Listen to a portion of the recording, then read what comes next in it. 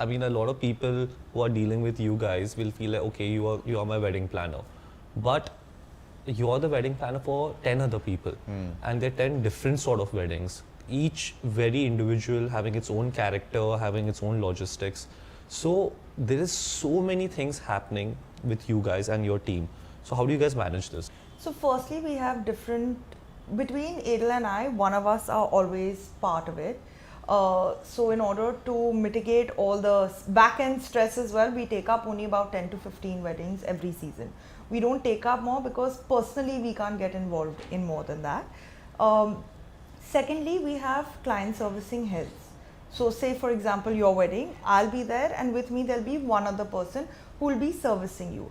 In the back end, we have our team to handle the logistics, the RSVP, all of that, but that happens in cohesive sync.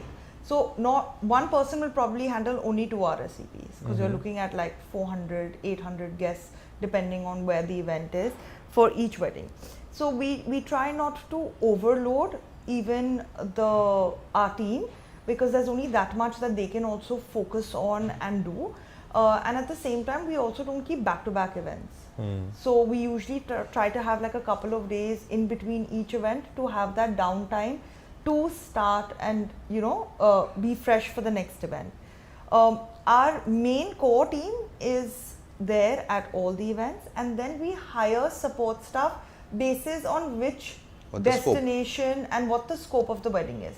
And this we only understand in all our meetings. So the more meetings we have, the more understanding we have of what the event is going to shape up like. So a lot of the weddings, like Goa weddings, the hotel themselves do the transfers. So then technically I don't need a large logistics team. Just now we did a wedding in Udaipur. We had 300 cars and we had about 6 different venues and 5 hotels. So the logistics was much more. So we had a team of 18 people just handling the logistics.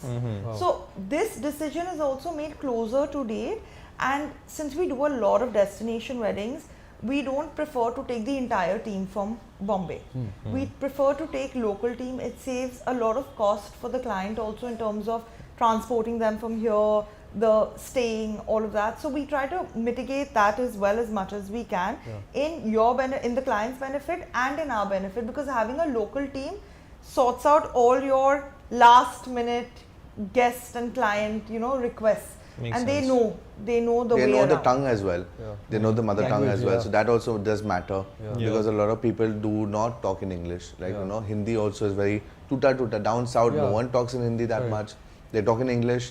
So it's better to get a local support, which will help us and help the client as well, because for him too it's all about how the cost is lower. So collaboration is key.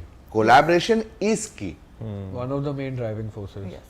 And biggest. Talking about collaboration, do you collaborate with other event planning agencies like your competition as well, or no, this is just support staff? How does the industry work? So the industry does work where different planners are also required on a particular wedding to handle a different scope.